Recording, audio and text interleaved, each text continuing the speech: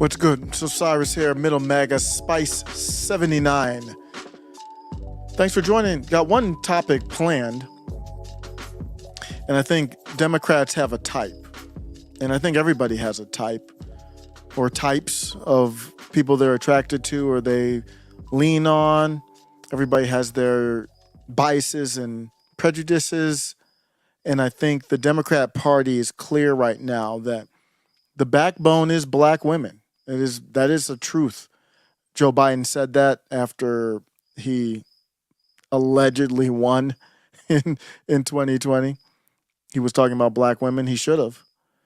They supported him anywhere from 90, I think 92 is the lowest I've seen, anywhere from 92% to as high as 94% black women. TNT Cycles PDX. What's good? Good evening. You all do know that 100% is the max, right? So if you take 100 black women, anywhere from 92 to 94 of them would support Democrats. You couldn't find that amount of people to agree on anything, much less politics. So they have a type. It's not just black women. For some reason, they like them black and fat. And there's more evidence to that. If you don't agree, you can disagree. But I do have evidence. There's plenty of evidence of that. And when you have 95%, 92, 93, 94, 95% of a group, you got every aspect of the group covered. Skinny, fat, whatever else. But fat is an identity that has now gotten a rung on that totem pole of intersectionality. Skinny doesn't have that. You could be black, you could be lesbian, you could be what are these other things? Disabled? These things give you intersectionality. So now you can be a black, fat lesbian and have 3 times the power, just like a video game. So you could be black, fat, lesbian, trans. Now you've got 4 times the power. And the headline for today is the news that this activist, I guess you could call, got a deal with Dove. Let me give you a little preview of who I'm referring to, just a little intro, and then I'm going to tell the story of what happened with her and go from there and let you know why she was rewarded for her efforts. Here we go.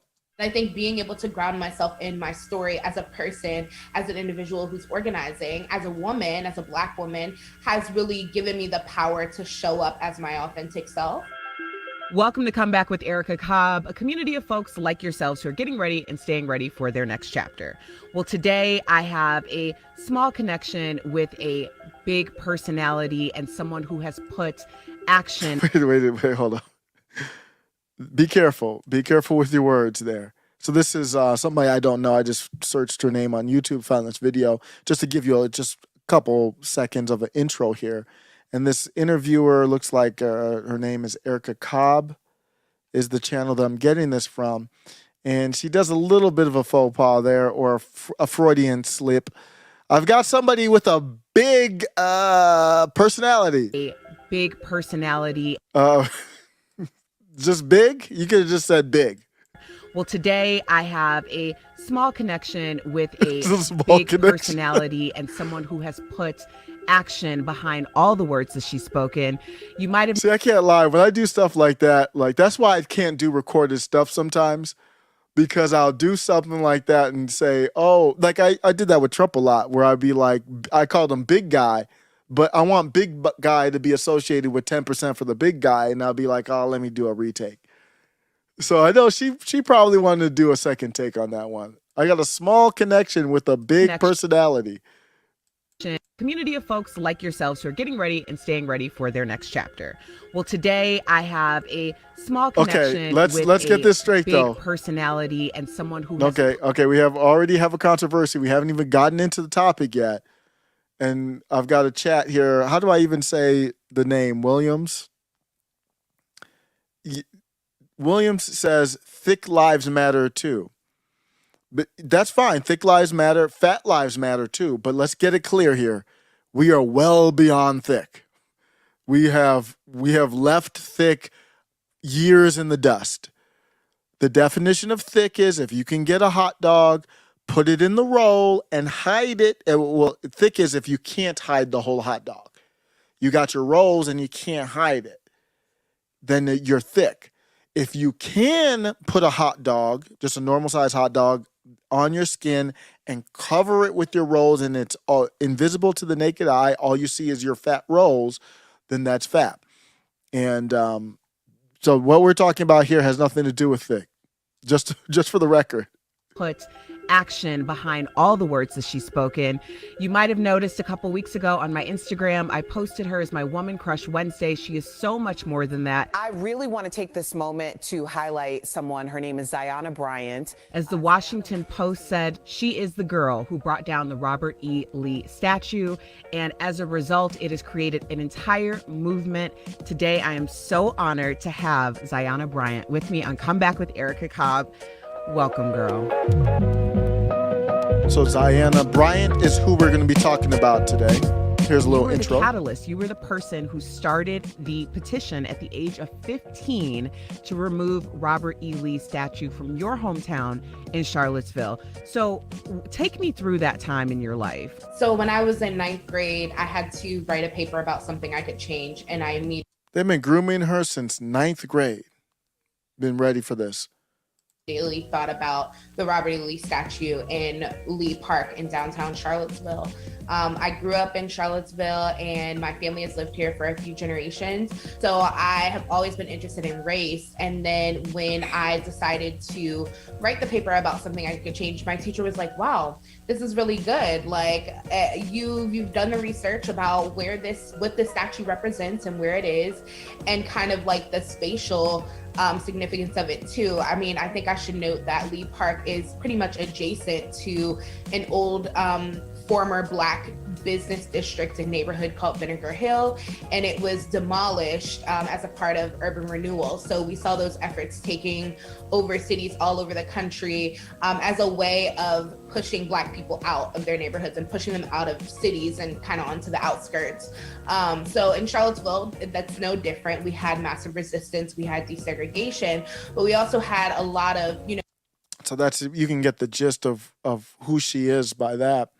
I'll do a little sidetrack since they brought up Robert E. Lee, that you see that she's been groomed to have one side of an opinion of Robert E. Lee, who you could look at as a brilliant military strategist, and really beyond slavery is always what you're going to bring up there to kind of say, no, you can't say that about General Robert E. Lee. And what I would say is, I respect Robert E. Lee trying to leave the Union, and the South, they wanted to leave just like the country was started, they wanted to leave peacefully. They weren't trying to have a beef. And regardless of slavery, and I'm going to tie it into now, I would appreciate it, y'all, if Michigan, New York, California, if y'all had the heart to say that you really don't want to be in the country and you would have seceded, then I would have appreciated that. So you take these kids and you breed them up and you foster this hate and manipulation in them, and they have no logic to their thought pattern. And that's what you see in her, and she was bred like that, got the Washington Post shine early on. Before I talk about the Dove endorsement, which is really not much to talk about, it's just cutting her a check is what it is. Let's look at the story of what, really went down with her. So this happened on the University of Virginia campus, is where the story happened. I'll just play this as B-roll. If you look at it, and I'm summarizing this from a couple articles, but this one here, I'm going to use this article from Reason, actually. I don't know if I've ever used an article from Reason before. This one's going to be just from Reason. Then the Dove one's going to be Daily Mail. So the incident that happened here with, how do you pronounce the name? Zyahna. There was an incident that happened back in 2020. A woman allegedly approached a Black Woman Matter protest in Charlottesville and told attendees that they would make good fucking speed bumps. That was the alleged statement. When confronted, she reportedly cried and called the police. The incident was widely circulated among University of Virginia students during the summer of 2020. Of course, that summer was the summer of love and craziness. Zyahna Bryant, she was 19 at the time and well known as this social justice activist, tweeted about the incident, claiming the woman said protesters would make good speed bumps, then called the police. Bryant posted videos of the aftermath, not the alleged comment. So that's the big to-do comment, is that the protesters would make good effing speed bumps. So what? What's wrong with that comment? If you, based on the situation, and that's alleged, the woman, Morgan, I think it's Morgan, the woman who was alleged to have said that, Morgan Bettinger, said she didn't say that. My take is, who cares if she said that? If you are in the middle, if you find yourself in the middle of a protest, and what happens is in these protests, they come up to the car. We saw a video on X. I don't know if I played that actually, where a driver was trying to get out of there because they're coming up on the truck, and if everyone's surrounding the truck, you don't know what's next. And Florida has that law where you can make them speed bumps if you have the right of way, but I don't know if they really put that teeth into it, because I saw a couple protests after that law had passed, and it didn't seem like it was doing anything, but I still like the essence of the law. If I'm in the road driving, you cannot force me to stop. You are putting me in danger. You do not have the right of way. Get out. That is an act of aggression. Get out of the way. So I don't even have a problem with the comment on face value. Why can't you say that? They would make good effing speed bumps, okay? But we'll continue on. So this was they're still continuing like the energy of the Charlottesville. She got all this shine. She got in the Washington Post. So she's looking for more things. And then, of course, the Summer of Love comes, and it's go time for all of them. So they identified who it was. It was Morgan Bettinger, the woman who allegedly made that statement. And she was blown up, doxxed on social media. Everybody was going after her. The university responded. They issued a statement condemning any threats, and they said they were investigating threats towards Morgan, and they were investigating them. The university's response, though, seemed to further inflame the situation. There were multiple investigations. There was no evidence supporting this big woman Democrat, Bryant's allegations. So there's no support of it. We don't know what happened. I don't know who's right or wrong there. It's just like he said, she said. Same type of thing. I stay out of those. Bettinger's version of events differed significantly. Bettinger said it was different. There was some type of truck driver there, and her comment was intended to thank the truck driver for protecting the protesters. Of course, Morgan is white. I don't know if the energy would be the same if Morgan was not white, but I don't know. Bettinger felt threatened by the crowd and called 911. She was unaware of the social media uproar until hours later. Can you imagine finding that out? Especially, say it didn't happen the way Bryant thinks it happened, and you go home and you're like, wait a second, what? That's pretty crazy. In the aftermath, Bettinger became a target, and she actually had some issues with, she had to do an apology letter. So she had to write an apology letter. I'd be damned if I'd done that. I think and according to the article, she did. Community service, 50 hours, educational meetings, and she was expelled from expulsion and abeyance. I think that means that so she was allowed to continue at school, but another violation would have had her expelled. So it damn near ruined her life over that incident. And that's par for the course. I mean, that's the point. That's kind of the point of the fat, the black, the Democrat. You've got all those powers behind you. You don't get to do that without those intersectionalities. Toy Mafia, what's good? Appreciate you for stopping by. I just got one prepared topic. I have tons of other topics kind of saved, but maybe I'll go over some of those too. And then let's look at the dove. So that's the part that really caught my attention was, okay, we know that stuff happens. They lie, and we're in that place where it's just going to keep on happening. There ain't nothing going to change there. But this is the part that is what funds it. You're breaking them off. She got broke off. Dove partnered with her with this Zyahna Bryant. Dove soap.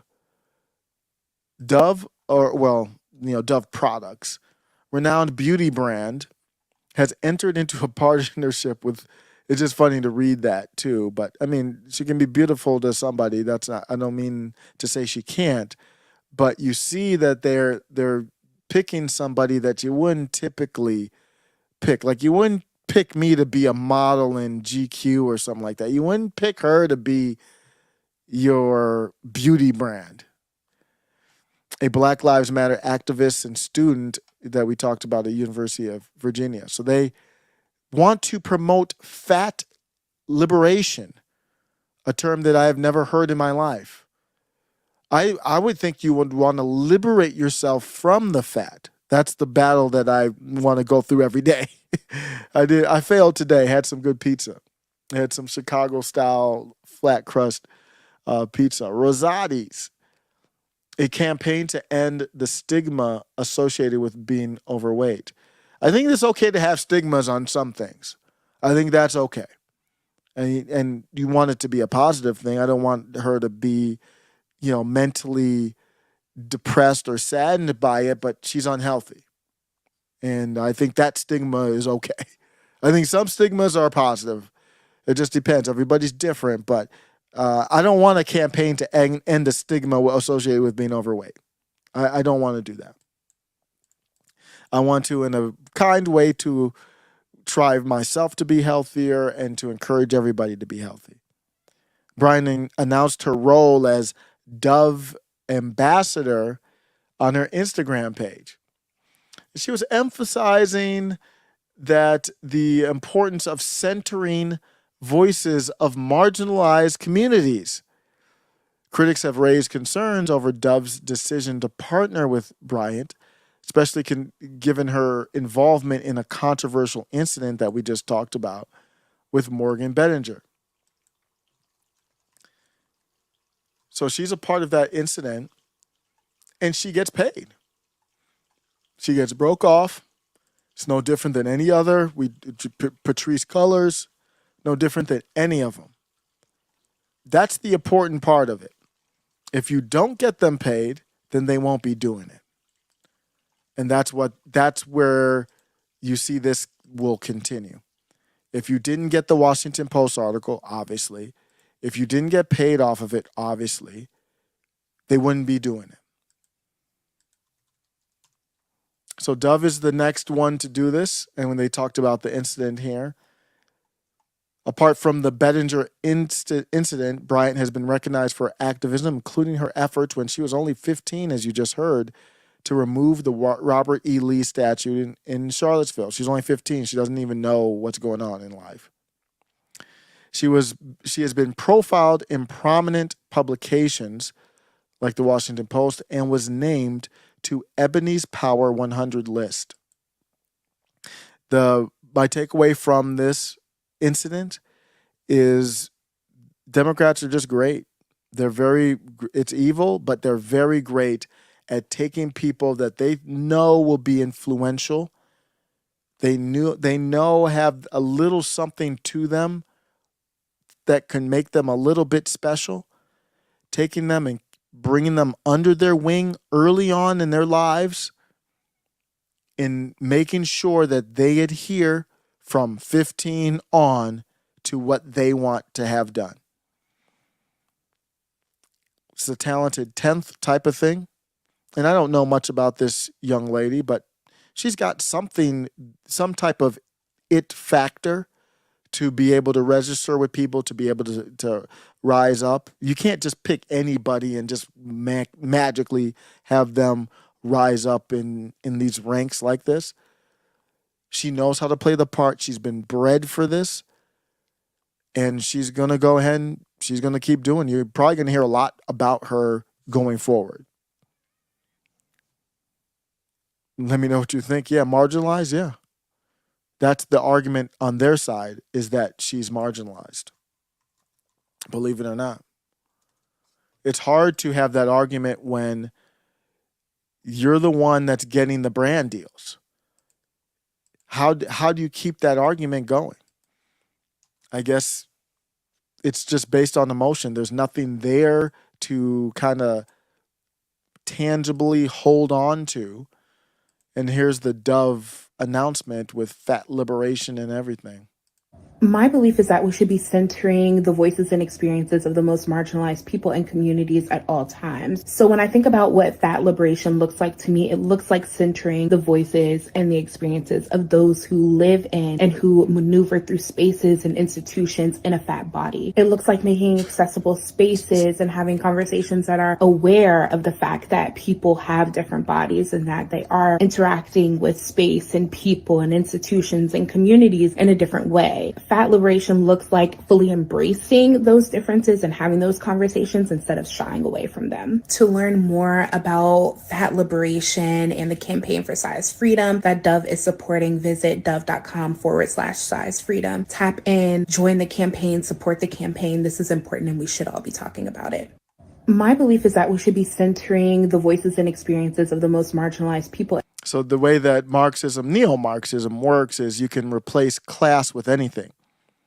So the same thing that you would say about class, same thing you would say about race, you can just replace those. It's just a copy, and it's just like a find, search, Control F, find and replace class, find and with race, and find and replace with fat. My belief is that we should be centering the voices and experiences of the most marginalized people and communities at all times. So when I think about what fat liberation looks like to me, it That's a funny term. looks like centering the voices and the experiences of those who live in and who maneuver through spaces and institutions in a fat body. It looks like making accessible spaces and having conversations that are aware of the fact that people. My belief is that we should be centering the voices and experiences of the most. And that's 2023 for you. Zyahna Bryant ruined a white girl's life over a non-existent remark. I wouldn't say that. I would say unproven remark. Dove just did a brand partnership with her to support fat liberation. Congrats, though. You got that bag. That's what it was about. That's what it was really about, wasn't it? Getting that bag. Because if you weren't getting that bag, the Democrats wouldn't be able to have you underneath that umbrella. What's the point? She could she could put on a MAGA hat at that point. Let me play this clip here from Nick from Revolutionary Blackout Network. I think it's an important discussion. I played this in the live the other day. It's an important discussion within, I think, any populist movement. They are on the left. So I like this group a lot, but we're going to have disagreements because of the race thing. Rome from the group, basically said I was cooning. I forgot what we were talking about, but I'm always going to be that word to them when we talk about race, but that doesn't, that's like, I don't know. It's something I can push aside to look at. That means many things that I talk about, they would have to push aside. But this is a leftist group, Lenin Marxist group, trying to carry on the tradition of Black Panthers, I would say, in a positive way, in the good traits of it. Not that I would agree with all of it, but in an intelligent, sophisticated way. So I really respect that. They're not out here talking about fat liberation, okay? This is that we're taking a hard turn left. We're probably turning right of fat liberation, to be honest with you. But this is Nick, and I played this from the live. I was listening to them react to Jimmy Dore versus Dr. Cornel West. And I hadn't really had a take on it because I was just absorbing what happened.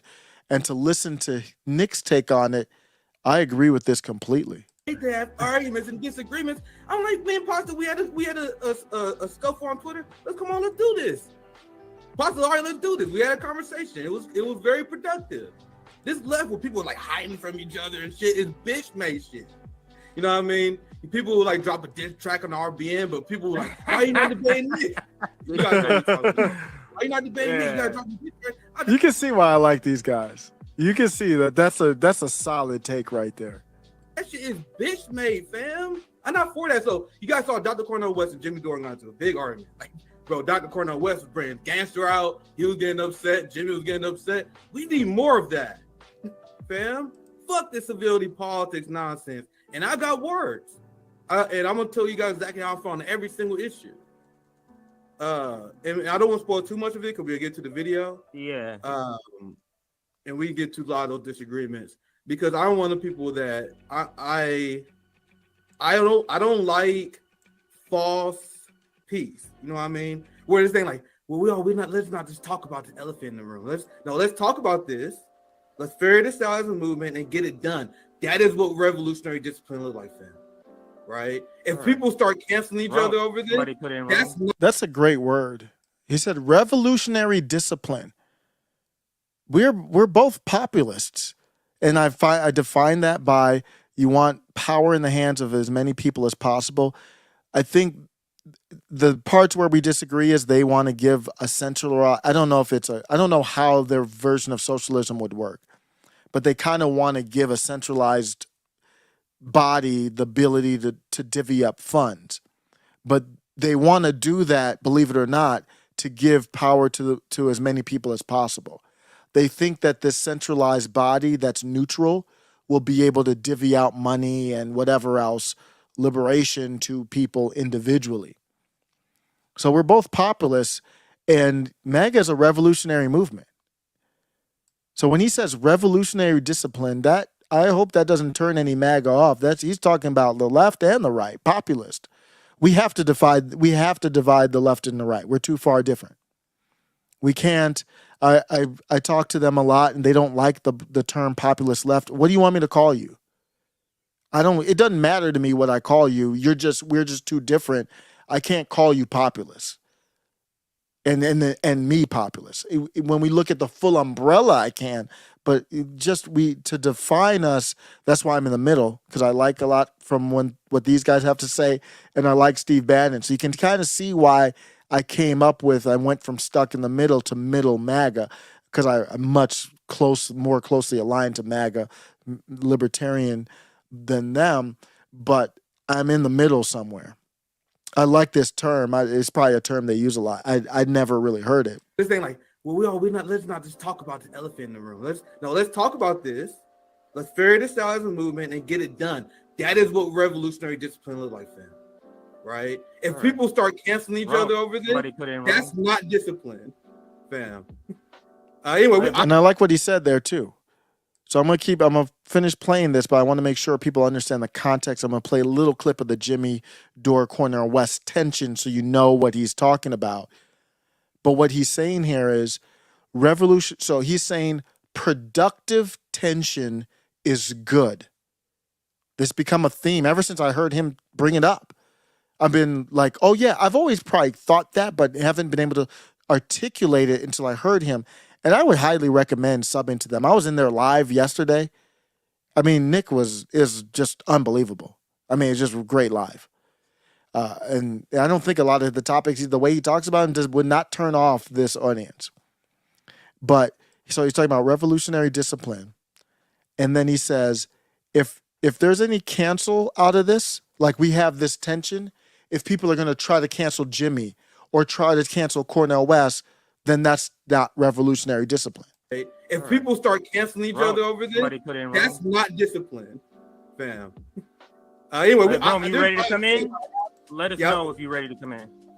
I wouldn't say blow my opinions on the interview to when we get to them, but that's my general feel. Yeah, we need to, in order to have the smart left that we trying to cultivate or being a really intelligent, disciplined movement, we're going to butt heads. We're gonna have these clash and these debates. Lenin was a famous, notorious debate me, bro. What it's not talking about is the large split in the civil rights movement between the more radical wing versus the more conservative Black people in the civil rights movement that was like, oh, come on, guys, calm down. Meanwhile, Malcolm X was like, fuck that. I'm tired of you motherfuckers holding us back. I was just putting you in, my bad. You guys know what I mean? So I'm all for it, my position. And this is why I'm glad everyone are being here, because they want to have their own opinion and perspective. Looking forward to hearing all of them. But that's why I'm all for it. They laid that out so good because they were going to react to it, and they did like 3 hours react to the Jimmy Dore stuff. And then in the beginning, they said, well, let's not get into too much of the technicalities. Just how do you feel about it? To lay it out. And that's what they came up with. If you don't know what happened with Jimmy Dore and Dr. Cornel West, it's fascinating. Here's a little taste of it right here. I'm going to start a little bit before this. You can feel a little bit of the heat, the little tension here. Identity politics that divide us, but on core economic issues that unite us along class lines, like Christian Smalls did at Staten Island. Do you think he led with LGBTQ, trans rights, and white supremacy? Or he's talking about the guy. So these are leftists. So this is a little bit different than what I would normally talk about. But like you just heard somebody talking about Lenin in a pro-Lenin way. I mean, that's just, you know how Black Panthers, they were Marxist-Leninist or whatever you call them. So that's what they liked Lenin. And here we're talking about unions. I'm not a fan of unions, but Christopher Small was able to bring people together to unionize. And some people were MAGA. Some people were left. You know, he was able to do it beyond race and politics. That's what Jimmy's talking about here. You think he organized along class lines? That's what we have to do. You have to organize, meet people where they are. So what is your plan to organize along class lines? Or are you going to keep talking about white supremacy and all those identity politics, which are there, not from the ground up, from the top down, to make sure we stay divided? What is your plan to organize along class lines? Well, I appreciate again the clarity and candor of what you have to say. We have profound disagreements, brother. When I organize around white supremacy, I'm not making some utilitarian calculation. I'm speaking as a Black man who comes out of a tradition that's been terrorized and traumatized by white elites. And that does not in any way mean it takes me away from class issues.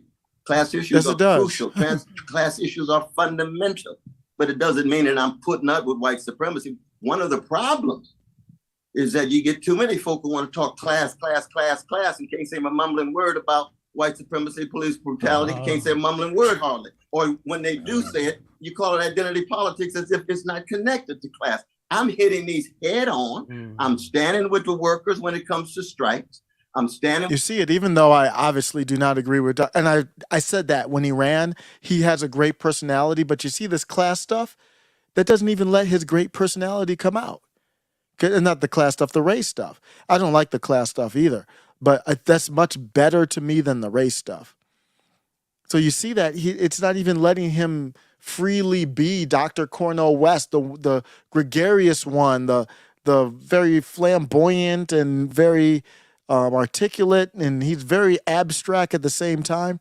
You get bogged down into the race stuff, and then this is what happens. But as you can see, this is actually a very good topic to hash out. With the workers when it comes to greedy bosses. I'm standing with the workers when it comes to obsession with profits and the needs not in any way being satisfied. But I'll never for a minute be silent or not raising my voice in terms of vicious treatment of Black people, indigenous people, gay brothers, lesbian sisters, or trans. It's not an either. When did that come into it? Are there any leftists in the chat? When did the gay trans thing get conflated into this whole thing? Is that new, or has that always been? Did the Black Panthers talk about that? I need Dr. Corlin Barasenko. She would know, or anybody in the chat might know. I don't remember hearing that. I don't remember hearing the Black Panthers, not that, they would have had to talk about it to legitimize it, but when did this start? I do not remember the Black Panthers saying trans people. I don't remember that. Did I miss that, or like what happened? That's what Jimmy's saying. Like that comes across as it's coming from the top down. Like it's not a grassroots thing. But I'll play a little bit more of this.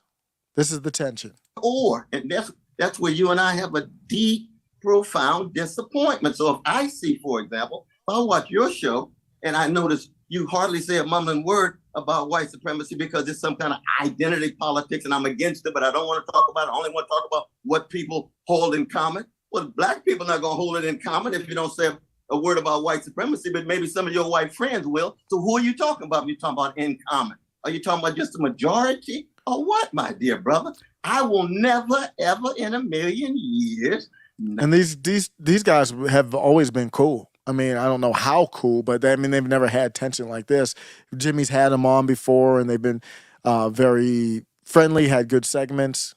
Not talk about vicious legacies of white supremacy, male supremacy, homophobia, transphobia, and others. But class will always be very much at the center. What brings you and I? Because now you see Zyahna Bryant is going to bring in fat. So what, in 5 years, is Dr. Cornel West going to be talking about fat phobia too? Together is what? Our fundamental solidarity with working classes, not just here, but around the world. But oftentimes when I look at Jimmy's face. Jimmy's trying so hard. Jimmy's like, Jesus, give me the strength. Lord, please help me. When I hear about your show and you say, well, But he's doing a good job to be quiet, let him go. Don't interrupt. These identity politics issues get in the way. No, it's 100%. Not getting in the way. They're not getting in the way. 100%. They're used by the Democrats, that's all they have to run on. And when you say that stuff, you just sound like a Democrat because that's all they have. So if exactly you wrong. need if to talk about the dignity of Black people in the face of it's so tiring.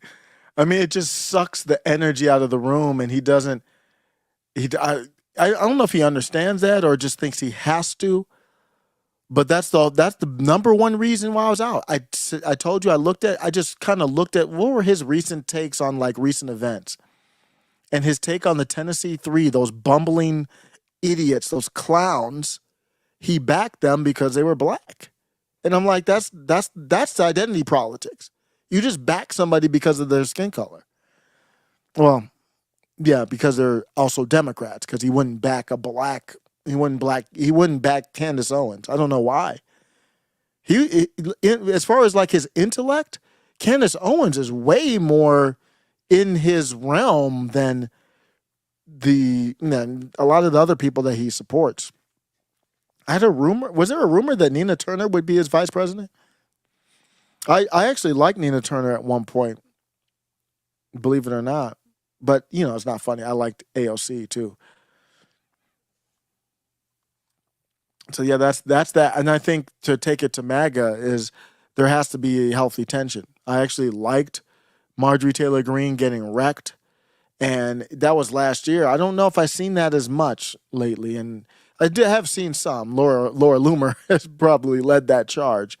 But that's why I like Laura Loomer will go at Marjorie Taylor Greene. I think I need to see more going at Matt Gaetz. I mean, I think Matt Gaetz has been been allowed to skate by. And it's not just to have tension, It's just my question is, what is the plan? You're looking to fund the government. I posted a clip from the other live, and let me play that because it sums it up. And I can kind of work off of that. The only thing about these short clips is that you don't get to say your whole thing, and I think people didn't fully understand when I posted this one. I think I just posted on Twitter. I don't think I put this on YouTube. I got so many clips I don't even know where I'm posting them, but I have that service I showed the other day that will, automatically make these clips for me. But here's the clip that will show me how I want to translate. When I say let's challenge Matt Gaetz, I mean on this topic here. Finds themselves in a position where None of the chess moves line up to make sense. Even if you're successful, it makes no sense. I think the stronger play would be to have done what they did, bring out the evidence, and then make a big deal about this. We are a populist movement. We believe populism, define it for people. My definition is the belief that power should be in the hands of as many people as possible. We know there's not votes to impeach. We think he should be impeached. We're not going to impeach him. We're going to give you the information, and we trust the American people to make the right decision.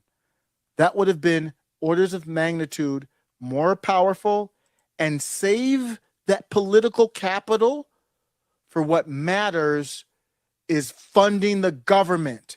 So I ended it on funding the government, and I really mean, shut down the government if need be. You need to have a targeted demand. You can't demand the world. Immigration looks pretty bad right now. So if you picked immigration, I wouldn't. What does that look like? I don't know.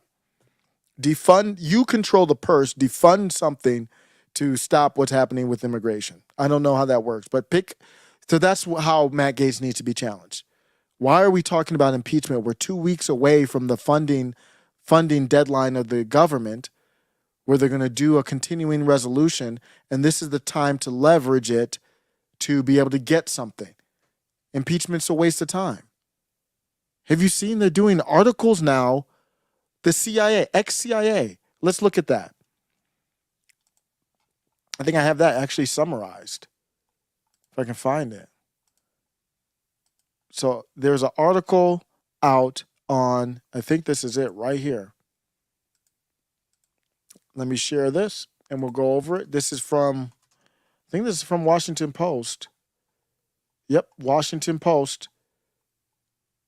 This is the Washington Post article here. And it's written by, I think it's written by Ignatius. Let me look that up. It's going to be very important because Ignatius is ex-intelligence, I believe. Let me see. Of course, it's giving me paywall stuff. But let me give you the article here and then the headline and then the details. And then I'll get into the who wrote it. Yes, it is written by David Ignatius. So let me look up David Ignatius. Let's see what he's got. He's the guy on, and I've seen him millions of times on ESPN, MSNBC. And let me see if he has a wiki or something. Because if he's ex-intelligence, his wiki is going to be pretty much what he is or what he wants out there. American journalist and novelist. I thought he was ex-intelligence. Former adjunct lecturer at Kennedy School of Government, Harvard. He's an establishment shill. I know that.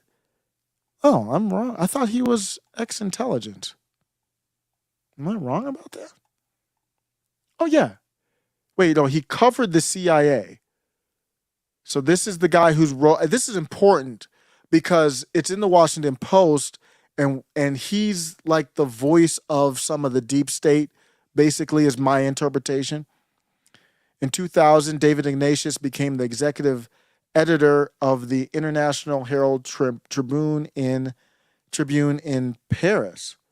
He's had a hell of a career. I'm going to take a side note. I want to look at David Ignatius here. Okay, journalist, novels, other political views. Let's search CIA. Okay, let's see. Ignatius's coverage of the CIA has been criticized as being defensive and overly positive. Melvin A. Goodman, a 42-year CIA veteran, Johns Hopkins professor and senior fellow at the Center for International Policy, has called Ignatius the mainstream media's apologist for the Central Intelligence Agency, citing as examples Ignatius's criticism of the Obama administration for investigating the CIA's role in the use of torture in interrogations during the Iraq War, and his charitable defense of the agency's motivations for outsourcing such activities to private contractors. Columnist Glenn Greenwald has leveled similar criticism against Ignatius. So I guess he's just CIA adjacent. He was on Morning Joe teaming up with Mohammed Farzu to create a political opera. I don't remember that. Okay. Over 8 weeks, readers sent their versions of what befalls CIA agents. So I will stand correct. I thought he was ex-CIA. They got so many ex-CIA. Davos, what is this? In 2009 World Economic Forum in Davos, Ignatius moderated a discussion. And what happened? He gave 12 minutes to speak, and oh, wow. So there was tension. I'd like to go back there. It looks like there was tension between Erdogan and Israel's president. So very interesting history with him. But basically, he's an establishment shill either way. And he's openly writing in an establishment rag, the Washington Post, that Joe Biden needs to go. He talked about Joe Biden's candidacy and achievements. Then he had concerns. And the title of the article is written, President Biden should not run again in 2024. This is the article right here.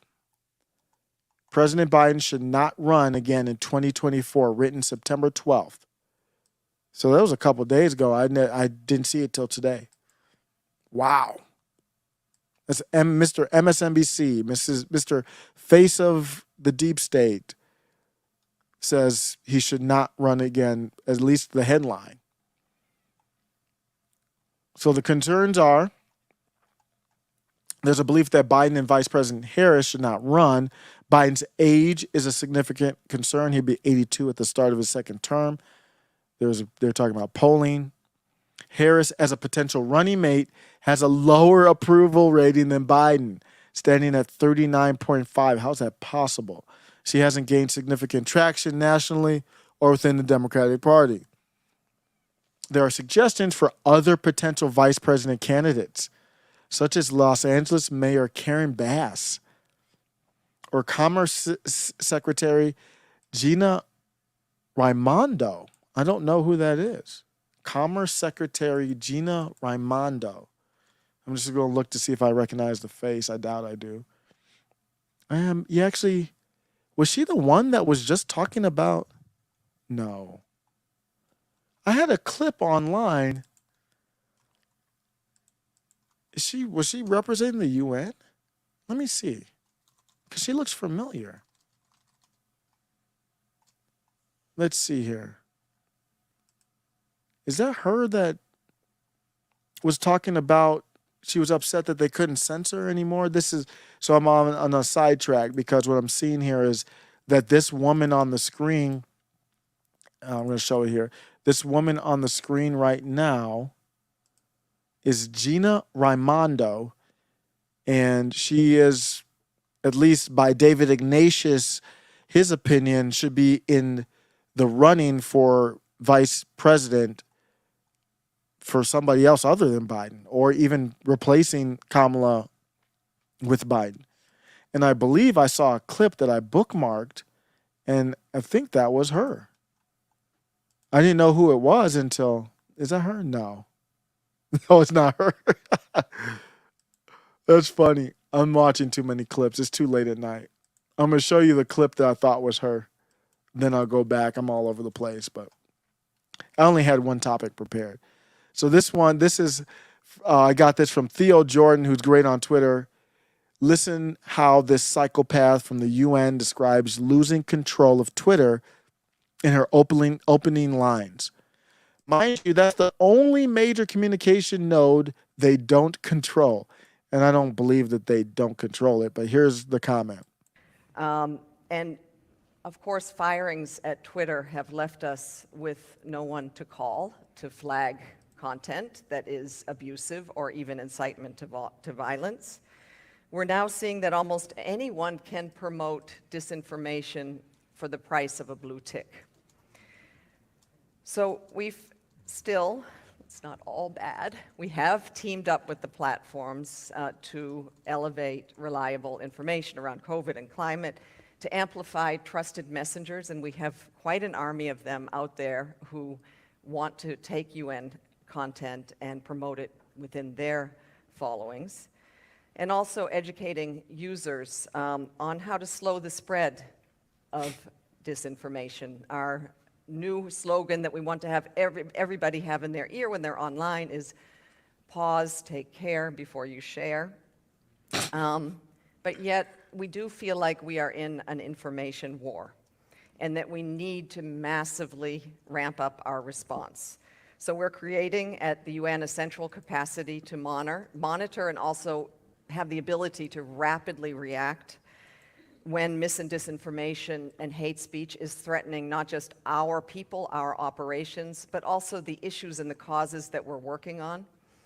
But also, we're going to be gearing up our verified initiative around climate change and developing this UN code of conduct on information integrity on digital platforms, hoping to set global standards that we can all advocate around.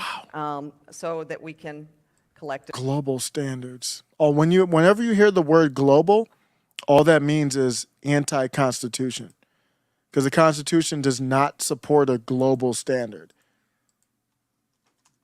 That's all that means is when you hear global. But yeah, so that he's obviously trying to get Biden up out of there. Biden's decision making, Biden's acquaintances believe he would run again if he felt Trump would be the GOP nominee and that he's the best to beat Trump. The article points out instances where Biden should have said no, such as choosing Harris as his running mate. That's true. That was a mistake. But that was that black woman thing, though. So how could I say that's a mistake? Would he have gotten 90 whatever plus percent with black women without that? Maybe he could have just picked a different black woman. I don't know. Allowing Nancy Pelosi's visit to Taiwan, I don't know. I don't agree with that one. I don't really have a problem with. I don't know if I really have a problem with Nancy Pelosi's visit to Taiwan. I don't think that was an act of aggression. Nancy Pelosi can visit Taiwan. And not preventing his son Hunter from joining certain boards. Well, wow. Is there evidence there, Mr. Ignatius? Mr. Ignatius suggests that Biden should consider not running for 2024 for the country's best interest. So he's basically, let me just translate it. This is me translating him. Biden's too old and stupid is basically what that runs down to. It's about 2,000 words to say that Biden's too old and stupid. Let's take a look now at Barton Bella, friend of the show, said RFK is thinking about going independent. You have no choice. The DNC is pushing him to it. So I don't blame him at all. It's pretty clear that the DNC does not want a primary. I don't want to say that they want a coronation, but that's, I think that's a fair way to put it, actually. They're fixing the process so that it makes it almost impossible to have democracy function.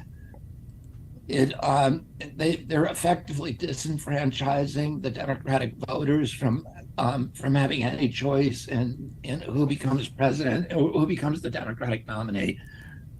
So two of the things they've done to date is they've moved the Iowa primary. They've made rules that if anybody campaigns in Iowa or any candidate sets foot in the state of Iowa or sets foot in the state of New Hampshire, then none of the votes that are cast for that candidate will be tallied. In other words, any delegate that I win in New Hampshire or Iowa would go instead. So this is it right here. Listen to what he's saying. They're basically rigging it, and there was a court ruling, I forget which one, This is after the Bernie stuff that really said that they're a private organization. They can rig it however. So it's not even rigging it. They can do whatever they want. So they have a monopoly over running for president, basically. The Iowa primary, they've made rules that if anybody campaigns. So they changed it again with that theme of the black. They want to start with more of a black type of state other than Iowa. So two of the things they've done to date is they've moved the Iowa primary. They've made rules that if anybody campaigns in Iowa or sets foot, any candidate sets foot in the state of Iowa or sets foot in the state of New Hampshire, then none of the votes that are cast for that candidate will be tallied. In other words, any delegate that I win in New Hampshire or Iowa would go instead to the president. And now they're trying to change it so that if I campaign in New Hampshire, that none of the votes cast for me in Georgia will count. And that's significant because it's hard to win the nomination without Georgia. What is the rigging logic? Well, they're rigging it so that it, effectively, we're looking at the tabulations now that look like if you add up all the super delegates that they control and all of the automatic delegates that just go to the party and go to the president, I would have to win almost 80% of all of the states in order to beat President Biden, even if he only wins 20%. And yet you continue on. So what is your strategy then in light of this for defeating President Biden? These rules will not be finalized until September 14th, and we've written the DNC protesting. I mean, there's some really wild things that they're now considering, including forcing me to actually pay for the primaries. And their logic is that they don't need a primary because they already have a candidate, and therefore I'm costing them all this money, and that money should be paid for by me and maybe Marianne Williamson. So it's not, it's a process that is rigged. The GOP, they never did anything like that, to my knowledge. So they do their own little tricks, but nothing. It's just it's exactly the same with how these two parties govern. Democrats govern with a hammer. And GOP, the famous slogan or phrase, I believe Michael Malice made it up, that they're just Democrats driving at the speed limit. And the Democrats are zooming down in a Tesla Model S down the highway at 120 miles an hour, and the GOP is in the slow lane going 50. And we live at a time in American history when a lot of Americans think that democracy is broken, that the political system is rigged, and that there's not really any democracy. And unfortunately, the DNC is taking a lot of steps that confirm that outlook. If the decision holds for the current, sort of primary structure with the DNC, what is the route to victory for you against President Biden? Oh, if the DNC is going to rig it so that it is simply impossible for anybody to challenge President Biden, then I need to look at other alternatives because I can't go back to the people support me. There it is. He has said actually that he would not go independent, but they leave him no choice. So that's a threat. It's a political threat from RFKJ. And to my donors and say, I'm in this to make a point. I need to show them a road to victory. What kind of alternatives would you be exploring, Mr. Kennedy? Well, I don't know exactly because I want to see what the DNC does. I want to see if they make it a fair contest.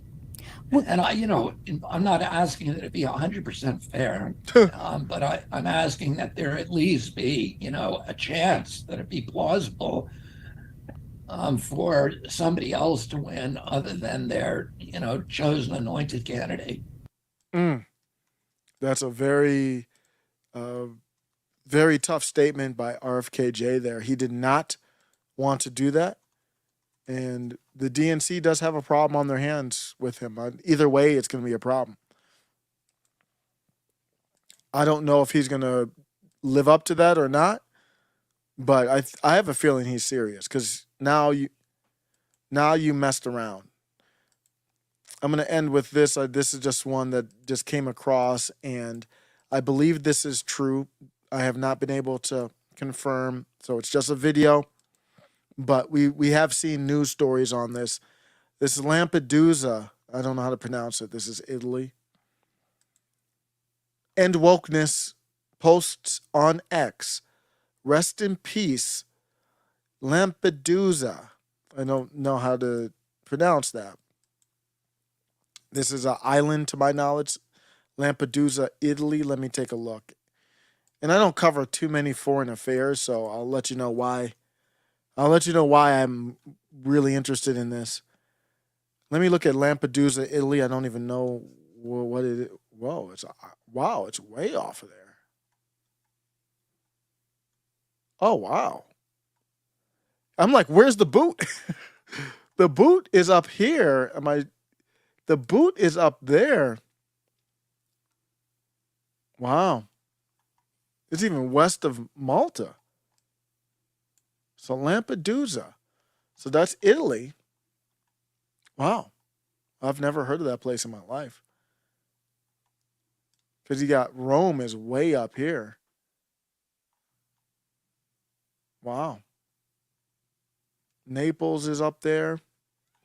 So I'm looking at a map right now of where this island is. Very small island.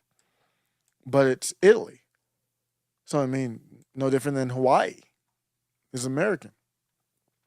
So you got Italy there. Lampedusa is getting invaded by immigrants.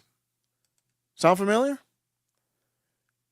This is the result. So once a quaint little island with 6,000 residents, this is the result of the greatest betrayal in history. This is through End Wokeness is saying this.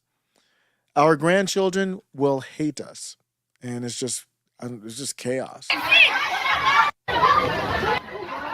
As you can imagine, when you bring a bunch of people to an area that's not built to support them and they don't have the same culture, you're going to have chaos for fighting for resources, fighting for power over culture. There's no assimilation. Are these cultures even compatible? And these look like school-age children. And I didn't confirm because that could have been Philadelphia. But that's kind of the point of why I'm bringing this up. Why do I care about what's happening in Lampedusa? Because I find it weird that these things that are happening across the world all seem like they could be happening in New York City or San Francisco. It's almost as if there's a global agenda or something. If I didn't know better, I'd think there's some type of great reset happening. I guess I would think it would be about 2030 is when we would see something like this go down. And then we're seeing through reporting with people going on the ground. Let's see if I can find this. This is through Elijah Schaefer. Yep, right here, this invasion. Elijah Schaefer did a little Stitch video. Take a look at this. I forgot that dude's name. He's so good. I apologize.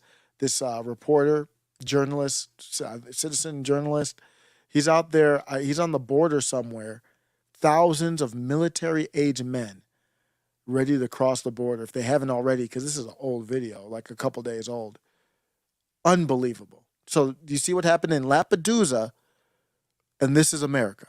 Never seen anything like this. It's a sea of people. Look at this. Look at this. All the way down to the river, guys. Thousands, 4,000 in one day. In Lajas Blancas, just being completely overrun, guys. Completely overrun. In Lajas Blancas, just being completely overrun, guys. Completely overrun because of Secretary Mayorkas and Joe Biden. Democrats did this. Hundreds of thousands of military-aged men are flooding into the U.S. every year across the southern border. This includes 300 members of the notorious violent street gang MS-13. Mexican cartels behind the human trafficking are being emboldened by Biden's lack of enforcement. They've been seen armed with rifles and body armor on U.S. soil. And what are Republicans' priorities these days? Clearly not fixing the issue. That's not fair. This needs to be one of their top priorities. We need candidates who are willing to declare war on the cartels to clean up the southern border once and for all. We can make America safe again if we are willing to do what's necessary to secure our future. I'm a big Elijah Schaffer fan. That's not fair. So he has Vivek dancing with Jake Paul. That's really relevant. I mean, that's pretty new. I think that just came out. So yeah. Priorities these days? Clear. That's not fair. That's not fair. Vivek he has no political power right now. And he's been very strong against the cartels. He actually said the military should get involved. I don't agree. No, I don't know what to say about that. I think it's a legitimate take, but I think we just need we need to first start with the easiest things. Closing the border, period. Now, maybe that does mean you have to go to war with the cartels, but you could have picked somebody other than Vivek. He's not the problem here. Now the video did make him look stupid. I guess that was the whole point. To make him look stupid and represent the Republican Party. But immigration, man, it is a problem. It's one of those things that it will slowly destroy the country if it's not handled. So that's all I got. Thanks a lot for stopping by. I'm going to be working on other kind of stories. I'm going to do one where I'm going to do something where I break down the whole Biden crime family thing. There's some great resources out there that breaks down like what's happening. And I got to figure out my whole point of doing it is I got to figure out, because they don't have a good narrative.